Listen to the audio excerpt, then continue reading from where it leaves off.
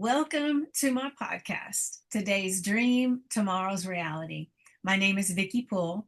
I'm a master transformational coach and hypnotist specializing in habit change. And this podcast is sponsored by the Enlightened Peach. And this podcast is all about embracing our mosaic life. Well, some of you may ask, what is a mosaic life anyway? Well, it's recognizing that all the pieces of our life, the good, the bad, the indifferent, have all come together to make us who we are. You change any one thing, and we are different. With that in mind, I invite you to embrace your perceived imperfections and celebrate who you are. This podcast is unedited and raw, just like life. And I'm your host, and I have a special guest that I will introduce in just a moment. But before I do, I would love for you to do me a solid, and that's leave a comment. And remember to like, subscribe, and share.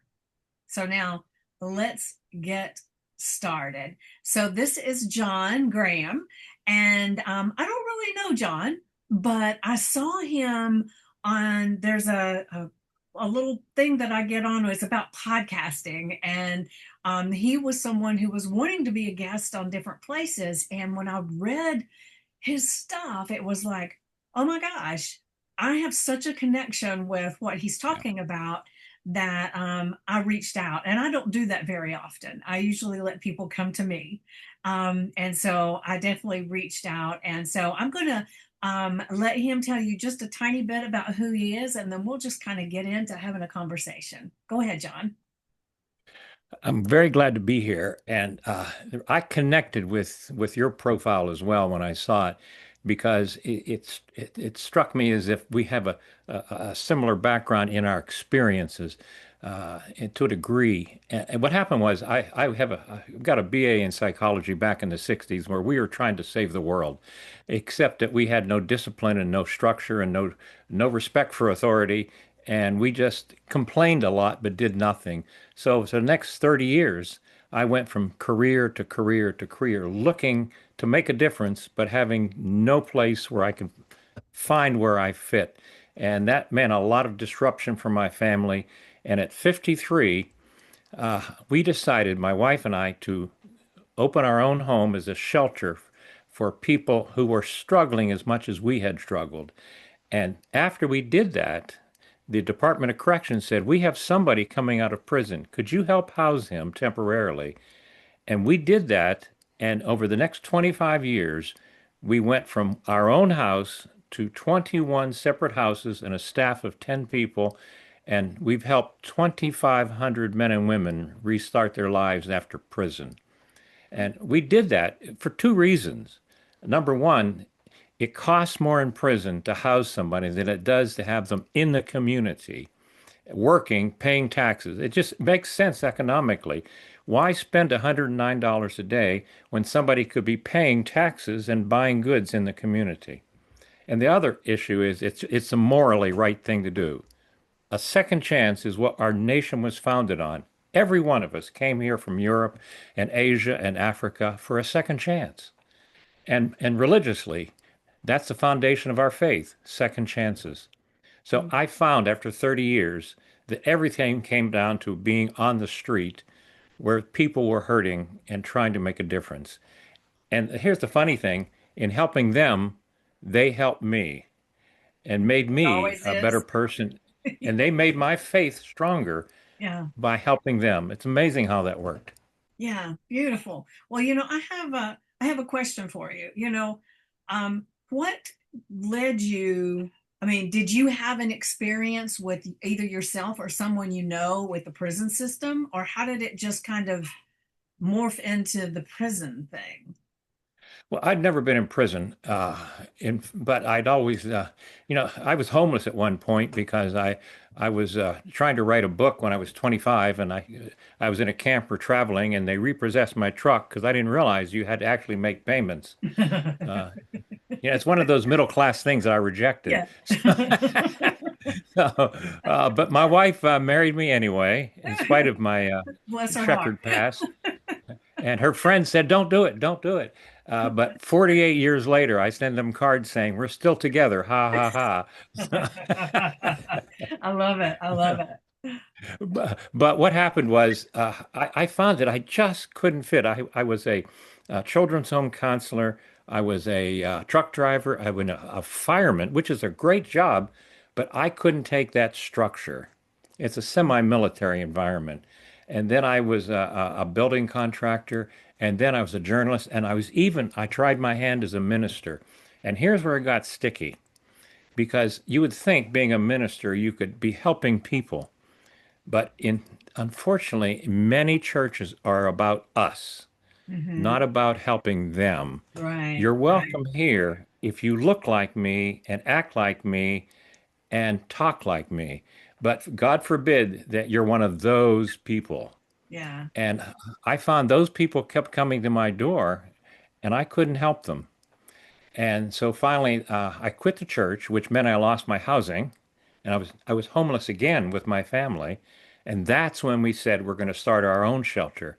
Hmm. And so Did it you have was children then? our own house became a homeless shelter. Yeah, I mean, did you have children? Oh, they had actually they were in college by then. Okay, okay. Now I'll be candid. I would never recommend somebody else do that Yeah. because having somebody, particularly coming from prison, into your home You is just not don't a know. bright thing to do. Yeah.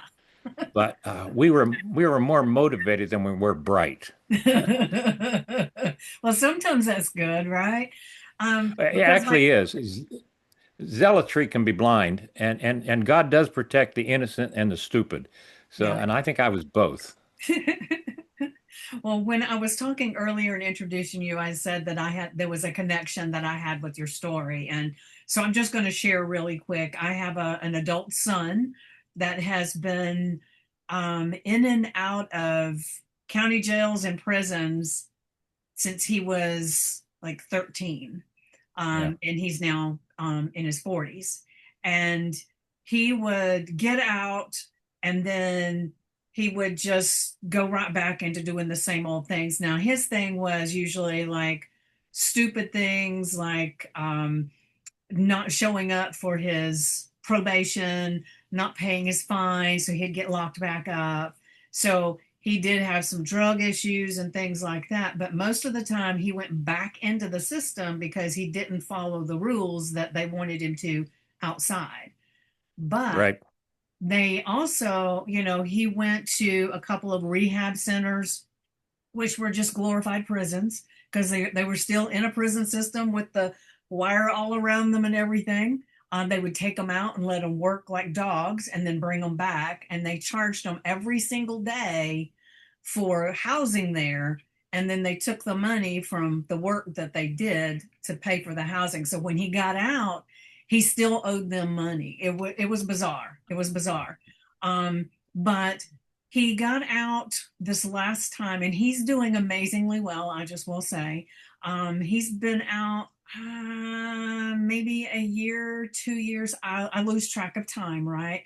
But he was homeless for a lot of it in the very beginning because Yeah, I could not put him in my house. I love him dearly, but we could not live in the same house. No way. And if, for one thing, since he had all the drug issues, it was like I just didn't trust him yet, right? And so I couldn't bring him in my home, but he was homeless. The jail system did nothing. It's like once they were released, you go.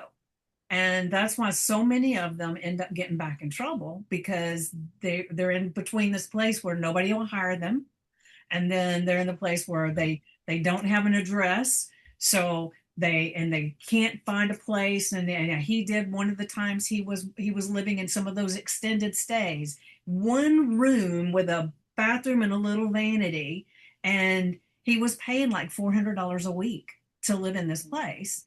And hmm, so while he was working good, he could handle it. But as soon as he was working construction, as soon as things slowed off, then he would lose it because it was by the week and then he'd be homeless again. So it just was a recurring thing. And there was so much that I saw as being part, him being in the prison system, that I thought this thing needs an overhaul. This is a business. It is not a rehabilitation program for anybody. And so that's why I was really intrigued with what you're doing, because it is like that helping hand that I wish I could financially and everything support doing something like that, but I'm not in that position at this point. Maybe one day. But that, that's why it's so heart wrenching what I've seen him have to endure that I couldn't help with.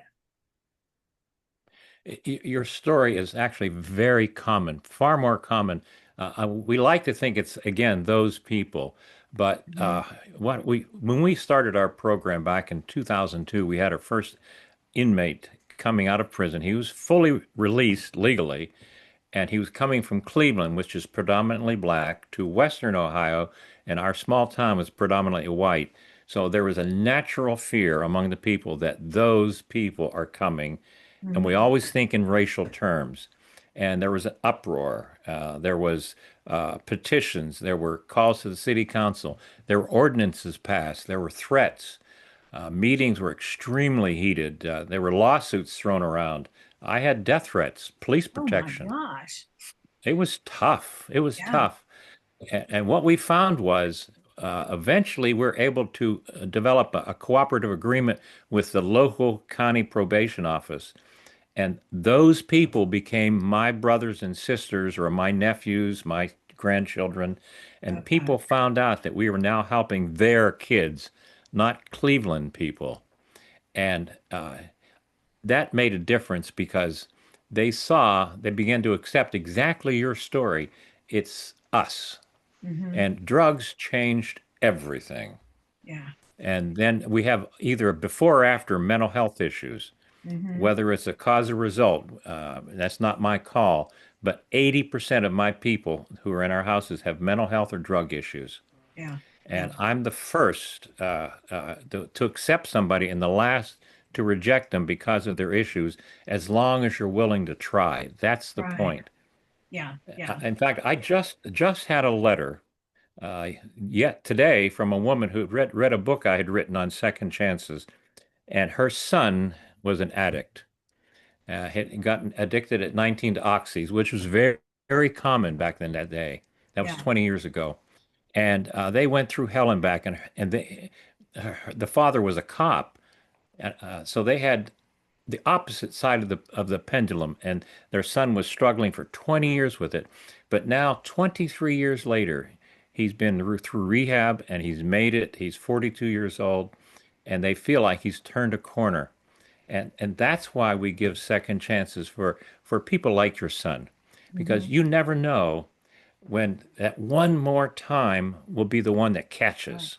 Yeah. Yeah. And as long as you're willing to try, that's what I call the definition of grace. Yeah. It's the idea of I'll be here at the bottom if you need me, but I cannot make it happen. I can only be here for you. Right. That's what I tell him. As long as, like I told him now, I said, I'll help you any way I can now. You're trying, you're really, really trying and working toward having a better life. I said, but when I was tough on you before, it's because if I did things for you, which wouldn't be easy anyway, if I did, I would be enabling you to continue on that same path. And I wanted you to have a normal life, not one, where you're living in the gutter and you're doing drugs and you just don't give a shit. I wanted him to have that life that I always dreamed of for him, as a young boy. And David Wilkerson worked in the Hell's Kitchen in New York back in 1958 when heroin was only among the street people. Mm. And he would often speak into Before it got the famous. before it got famous. That's Yeah. exactly right. That was back when it was only among people of color. And the suburban white people said, well, that'll never happen to us. And he said, I am your future. And that's exactly right. Because, but what he learned was that God's grace is always there, but you have to reach out and you can reject God's grace. Hmm. And you, as a mother, were God's grace. And you were there, but you cannot make it happen. And you cry more than he does. Right. Yeah. I did many, many times.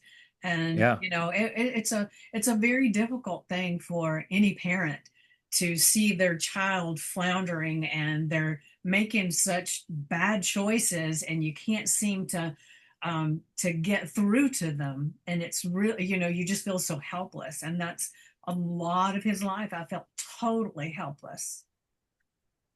Yeah, and I can't speak to that particular situation, but I'm finding that what people want more than anything else is sometimes for me to just listen. Hmm. And we want to give advice. We want to give answers, men in Yeah. particular. We want to fix you. But we just, I think women are far superior to us in that respect, is you just want to love people. Yeah. And that's where a mother's love is probably all encompassing. The trouble is that a mother's love can be just absorbed and eaten up with the trauma. Hmm. And that's when it gets so hard. It's in the Middle Ages, they had a thing called a sin eater. At a funeral, a man would eat the food from around the body as a way of absolving the sins of the deceased. But the question arose, who eats the sins of the sin eater? Yeah. And in other words, who heals the mother healer? Yeah. Who helps you? Yeah. Yeah. And that's what's hard with dealing with addictions or of any sort, is that you're helping and draining all your energy and love and compassion. And how do you heal yourself? Yeah. Well, I will say for me, I had to do the tough love and step away. And as long as Yep. he was wanting to be in that, if he was okay with living that life, I had to step away and say, okay, I can't be part of it. And I just had to just stop.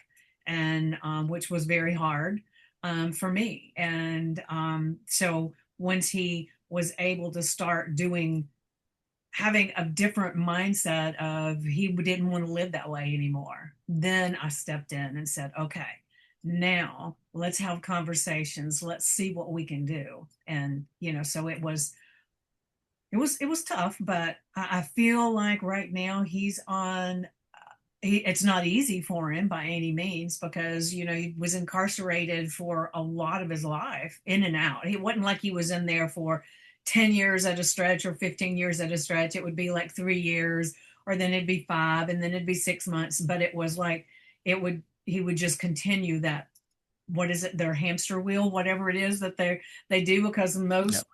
people, when they get incarcerated, especially when they're young, just continue. It's like becomes this repeat pattern that they have. So I feel really grateful that he's doing well now. And that's why I was so intrigued with what you're doing to help. So when you've got how many houses now? Did you say 20 something? 21, 21. 21? And so, Yeah, they're more a boarding house arrangement, not a dormitory, and definitely not a penitentiary style at all. right, It's right. So is independent it housing. It several different people living in one house like we they have do with upwards four, colleges and five, six stuff? people. It's like a college dormitory, Okay. uh, or a fraternity house. Yeah. And we don't have staff living in the house. We monitor it daily, and we have a camera system so that if you come and go, we see you, but you're not locked in. And if you choose to leave, that's your choice. Right. We offer the opportunity, but it's up to you if you take it. Yeah. Yeah. That's Now, I will wonderful. say this, that the credit really is not mine. The state of Ohio realized that for being a red state, it's incredibly progressive when it comes to rehabilitation. They realized that people released from prison need one thing right out of the gate. That's housing. Hmm. If you don't have a place to go, number one, you're already rejected because you have a felony. And number two, if you don't have a family, you're on the street, so you go exactly where you're welcomed, and that would be the street. And so you will be back. So they developed our program called independent housing. And what they do is they pay us a per diem because it's cheaper, far cheaper than prison. And then our residents are able to get a job, pay taxes, pay child support, stay out of prison, and that saves the state literally 109 dollars a day times, say, 20,000 people. Wow. Calculate the numbers. Yeah. Yeah. But more Can't do math important, that as a well. moral people, as a moral people, it's we feel like we're doing something, and if they reject it, that's on them. But we tried. Yeah. Yeah. And so we are accountable to their guidelines, which makes us more um, disciplined. Hmm. So it's not just me. We're just part of the program. Right. So do you help them get jobs? Well, here the best part is the Dayton area where we live. They have a federal judge and a county commissioner who had the same passion, and they started a reentry coalition. Hmm. And so they set up all these volunteer organizations, and they train people how to get a job. They Okay. have a staff that's funded by the county, and so they have an 8-week course for a man who hasn't finished high school, and he gets a certificate that says, I have graduated from the reentry program. There's a ceremony, and they even give him a suit. And I've seen grown men, 45 years old, cry standing in front of a group with a suit and a certificate that says, I am a graduate. Hmm. And then they help them find a job. I have staff that cries when they see it. Yeah, that sounds So it amazing. takes a community. And we are very, very fortunate here that we have a community that I feel is on the right track. So, do you feel like it's something that different states will start adopting something like that, or are there some in certain states already? Do you know? Is that something that will be able to, because I know a lot of times somebody does something like this with all kinds of things, and people say, well, that's great, and then they adopt it and put it into their neighborhood too. You know what I'm saying? I we started, and this whole program started under, ironically, under a Republican initiative. President Bush was a compassionate conservative. He was a man who said his motto was, "When I was young and crazy, I did young and crazy things." And he was a religious man who tried to live his faith in practical ways. And he started the faith-based initiative, and that allowed funding for certain programs like ours. And Okay. so out of that was this idea that we as compassionate people have, if we can save the community money and still do the right thing, then everybody wins. Right. Be very candid. I do not believe that would happen today because the Republican Party is not the party of George Bush. Hmm. And I don't care what anyone's political persuasion is that the attitude now in government in general is so divisive and so combative that I would say that there's not a day that goes by that I'm not watching my back. And the the very fact that I sent out a memo to all our residents saying, all of you who are getting food stamps, be very aware that you may not get them in November, and that's make or break for Hmm. many of them, for all of them. Yeah. So we like to think that we didn't live through the Dust Bowl, we didn't live through the Depression, we didn't live through World War II, but I think for many of our people, the drug issue and the issues we're facing politically and economically could be our next big crisis if we don't handle it properly. I'm I'm very concerned. Let's put it that way. All right. All right. Well, let's get back over to the to you. I'm really curious. When you were, I know you said you tried a whole bunch of different professions, but when you were really young, what did you want to be when you grew up? Well, I was going to be a minister because I thought Okay. that my tradition was evangelical, which is a very conservative branch, and I went to a Christian college thinking that it was very clear, and I grew up believing certain set of rules. I never questioned them. And when I graduated college, I went through college with more questions than I had answers. And when I started asking questions, I found doubt to be very difficult to deal with, but doubt is very liberating. Mm-hmm. And in fact, I had a priest once say that he wouldn't trust a priest who never had doubt because if he hasn't had doubt, he's not worth his salt as a priest. Yeah. Yeah. And I think, how can I identify with your son if I don't question many of the things that he struggles with? Mm-hmm. How can I identify with him if I don't identify with his struggles? And so my 30 years, what I call detours, where I couldn't find where I fit, And I like to say I had more confidence than I had ability. So I would try something and just not fit into it. Uh, and at 53, I was embarrassed for my family and where I had led them. And so I felt like I was given this second chance, and it was something that I fit into very well because I'm most comfortable helping people like your son Hmm. who are, as long as he wants some help. And I'm very uncomfortable with people who says that I'm okay, I don't need any help. Yeah. Yeah. And we in the middle class tend to be like that. Yeah. Yeah. So, um, I know you because you were on that podcast forum wanting to be on podcast. So, what was it that you were hoping that you would be able to do with your message by getting on podcast? Well, what happened was when I was in the middle of the legal conflicts, trying to present a defense for our program, I would go to the city hall and there was a hostile crowd, police protection, and I would come in with reams of data because I have a doctoral degree, so I'm trained in research. And Hmm. so I would present all the data and say, if you do this, it will benefit you here. If you do that, it'll benefit you here. The research is clear. And I had one attorney who's a very good example of the community. He said, I don't care. I just don't want him here. Ah, And that's an emotional gut reaction. And what I learned was nobody gives a damn about data. They don't care about the academics of it. They only care about the emotions of it.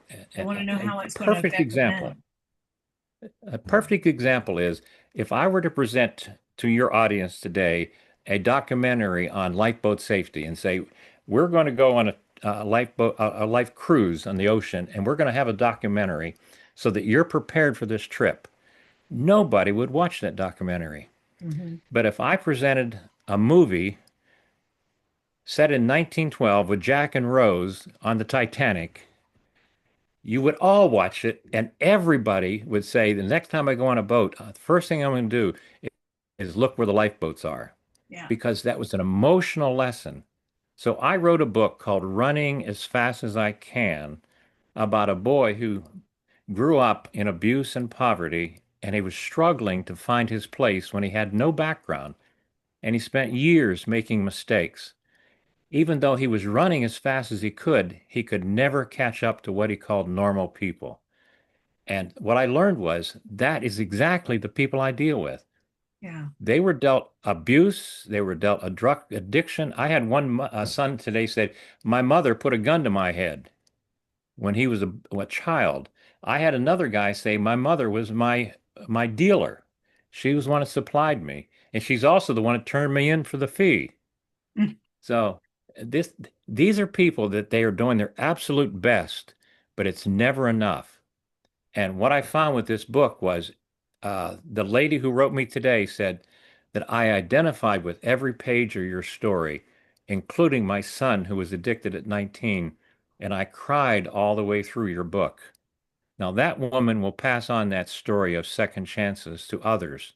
Hmm. And so, since we published that book, we've had, I've sold 21,000 copies, which is a very unusual thing for independent author. But more important, we've had podcasts have come out of that. And these podcasts started off to be about the book, but they've ended up being about what you and I are talking about. Hmm. Second Chances and Good Samaritan Home, my nonprofit, Yeah. because that's the universal issue. Everybody, regardless of if you've been to prison or not, everybody, I believe, on some level wants a second chance. They want to do something better tomorrow. Yeah. And So I've done 90 podcasts since we started, and the truth is I love them. I have a great deal of fun doing them. yeah, it is fun. Um, so it kind of, what was I going to say? Sorry, it just went right out of my head. I Um, know that feeling, trust me. I'll think about it about midnight, you know. Yep. It'll come back at some point. Um, so how do people get your book? Is it on Amazon? I think I looked on it on Amazon. Amazon. Here's the funny thing is, I was going to listen everybody to the thinks that audio version, but I didn't see the audio version on. I was the looking on audio is there. Spotify. Yeah, on Amazon you can get it hardback, paperback, Kindle Unlimited. It's free. And the truth is, I've never really tried to make money at it because the ebook is right now it's at 99 cents. It's ridiculous money because it's not about the money. I make my salary with Good Samaritan Home, but I do my passion with with the book. It's about reaching people well beyond Ohio, Right, right, and that's why I've had so many people write to me and say, I couldn't put the book down. I've never read a book like this. It's not because I'm a great writer. It's because I have an emotional story they can feel. right. And I think today we need that. We need that voice of hope. And that's what it So is. too. I think so too.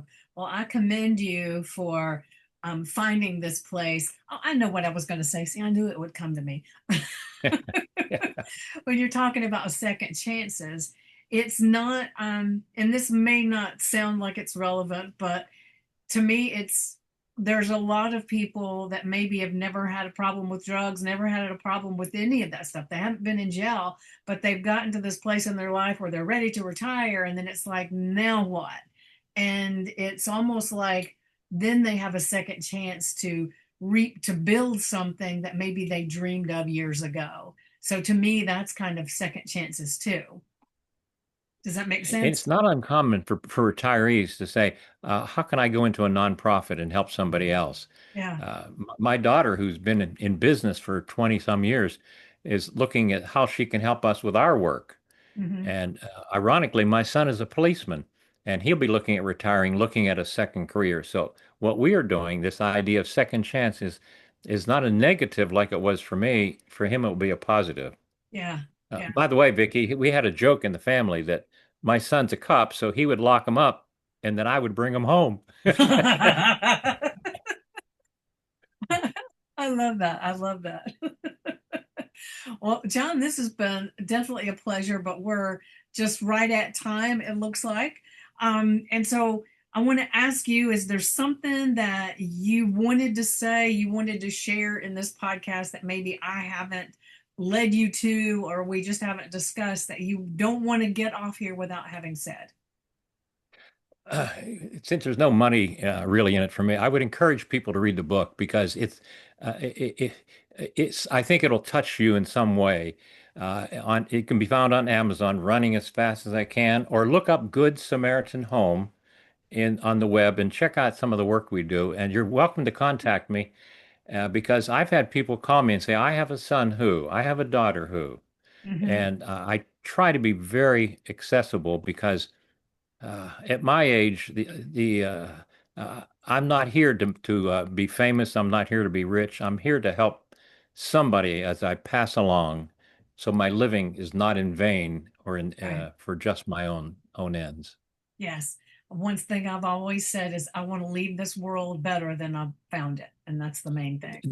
That's a nutshell. Is right now people feel like I'm too small, I can't do anything, but you can make a light in your corner. Hmm. That's Maybe right. it's a small light, but it's very bright in the dark corner. Well, and it takes a small one to make a big one. It doesn't start big. It just kind of, it has to, the lights have to go out, all the little particles and all of that stuff.